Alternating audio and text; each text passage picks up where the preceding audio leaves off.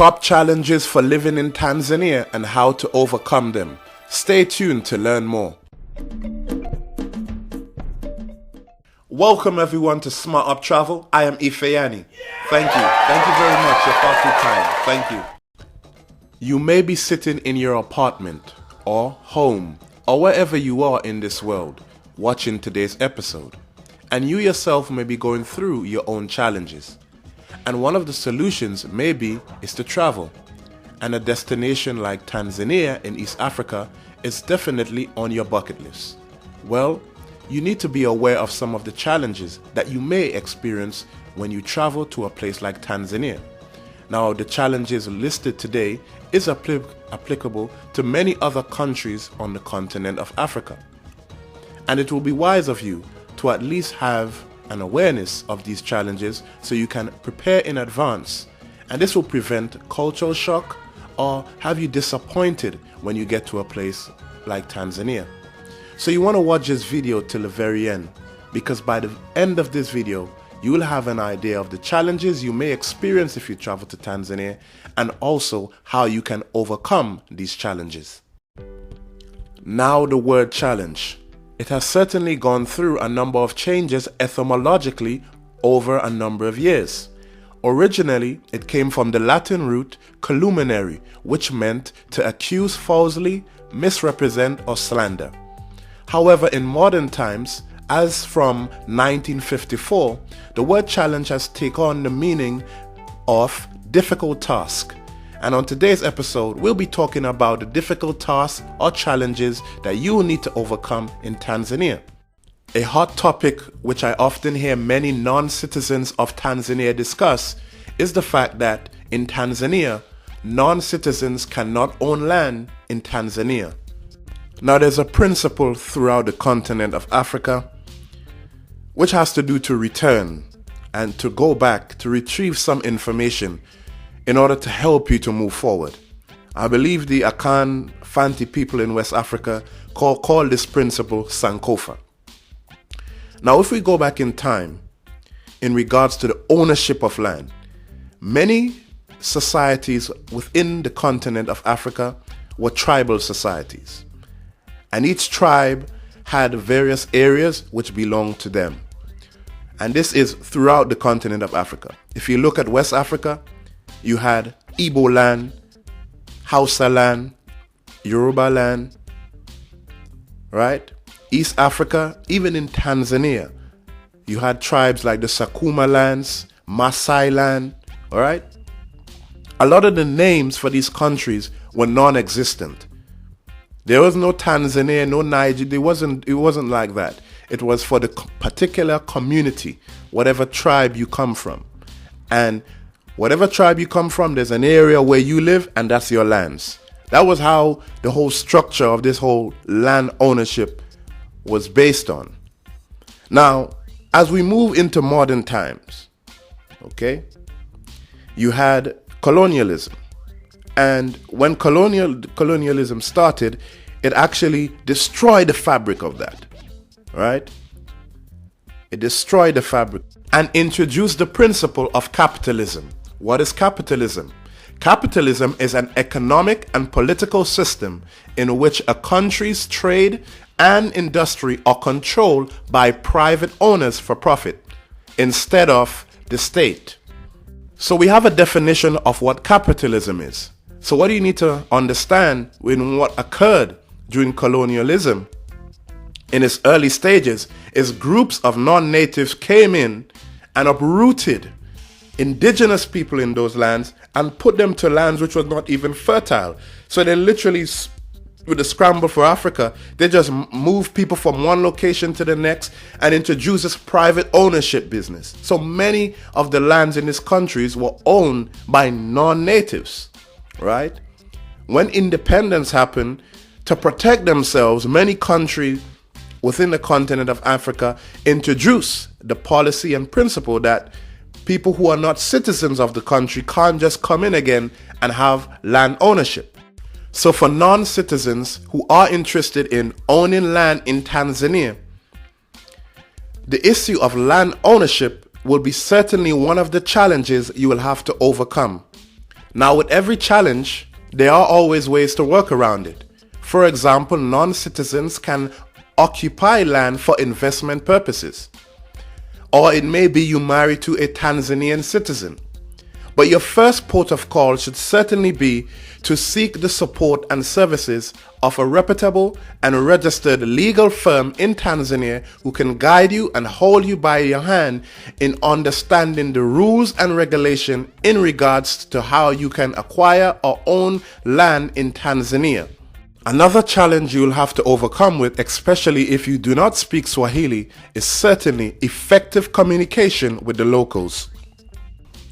Kiswahili and English are the official language of Tanzania. However, you will find that a large majority of people in Tanzania express themselves better when they speak Kiswahili. This can be traced back to the first president of Tanzania, Mwalimu Julius Kambarage Nyerere, who introduced the policy or principle of ujamaa, which means brotherhood. And this brotherhood, the working language was to be Kiswahili, the unifying language of Tanzania. With this in mind, it will be wise to at least master some key phrases before your trip to Tanzania.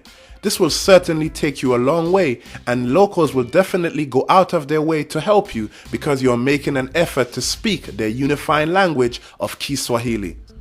Another challenge, especially for individuals who are coming from the United States of America or the United Kingdom, is definitely the infrastructure in Tanzania. You will find that in some areas, not all, but some areas, the drainage system is not as efficient. So during the rainy season, you will find that the roads can be flooded. Definitely, when you're considering living in a place, always find out about how the road conditions are during the rainy season. This is how you overcome the challenges of this infrastructure in terms of the roads. You want to live in an area where at least you know during rainy season you won't experience any flooding on the roads, especially when you need to get from A to B. Traffic congestion is quite annoying for anyone. And if you're living in big city like Dar es Salaam, traffic congestion is certainly an issue. However, the government are making strides to improve this situation. Nevertheless, always make sure that you plan your trips in advance and learn about when is the best time to travel to beat being stuck in traffic jam. This is very important. So, if you're worried about traffic congestion, especially if you live in Dar es Salaam, always find out and plan your trip in advance to avoid being stuck in traffic. Another challenge could be internet broadband connection at home. A lot of you may be traveling to Tanzania and living for a long time. You may be working from home, and I'm sure you will need the right broadband internet connection at home. Now, could you imagine you getting yourself a wonderful apartment, it meets all your needs, and then only to find out after you've paid your money, etc., that in that area they do not offer internet broadband in the homes. So, how you work around this? Before getting an apartment, always find out about the internet connection, internet broadband connection at home. There are various companies in Tanzania which offer very good internet services, especially in terms of broadband in the home, right? But what you need to be aware of, some of them don't operate in all areas. So you need to find out if they cover the area you would like to live in. So always find that out, and it will save you a lot of headache in terms of getting the internet broadband at home. There is a saying that goes like this: water does not have any enemy. And definitely you need water to do many things in life, whether it be for cooking, for your bath, for cleaning, etc. Water plays an integral part in our daily lives. Now, in some areas in Tanzania, water can be an issue, especially if the places where you're living in, there isn't a water reserve. So in the event that the water in the main line goes, it can back up and provide the home's water. So one of the things to work around this issue is to definitely invest in some water drums, like what you can see on your screen right now. In the event that water goes, you will have your own drums which you can draw water from and use for your own use. Many people who have migrated to Tanzania have rented homes which are lovely, but sometimes when the water goes, Sometimes for a day, 2 days, 3 days, they're left feeling very upset because there isn't any water. You can counteract this experience by having your own water drums where you store your water in your home, so in the event that water goes, you'll always have a backup supply. Easy and simple. Yes, there are challenges, but they can be overcome. I do trust that you have enjoyed today's episode. As you can see, we have covered a lot of ground today. One of the first things we talked about on today's episode is land ownership in Tanzania. And I did mention that one of the first port of call is for you to seek the support and services of a reputable legal firm in Tanzania. Now, the services could be only on a consultation basis. You can have a consultation with them so they just can advise you on the rules and regulations and what you can do to acquire land in Tanzania. And you can see whether or not this is for you. Sometimes you don't have to take on their service fully. You can just have a consultation to get good ground and right information for you before you proceed. Another thing we discussed today was language. As you can see, language is important. In Kiswahili they say, lugha moja haitoshi, which means one language is not enough. So definitely having basic command in the Kiswahili language will go a long way with you in Tanzania. We also talk about a slower pace in Tanzania, and like I said, it can be slower for individuals who are coming from countries which are today considered first world countries. So, subiri kidogo, have some patience and you will be just fine. We also talked about infrastructure, and I spoke on the roads. All you have to do, find out about the areas in which has least flooding during the rainy season, because not all areas are the same in Tanzania. And if you're working from home, we covered about the internet connection. Always find out about the best internet providers in Tanzania and if they offer broadband service in the homes where you like to live. This will save you much headache, especially if you'll be working from home. And then, of course, we talked about the water. Water is very essential in our daily lives.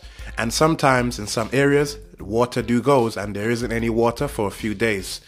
One of the ways to work around this, of course, is to find out from your landlord if they have a backup water supply in the event that water from the main line goes. This is important.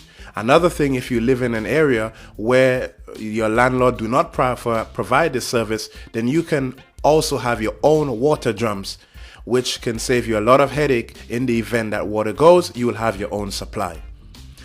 I am Ifeani, and thank you for watching Smart Up Travel. Do remember to like, share our videos, and subscribe to the channel by clicking on the red box below this video that says subscribe. Thank you.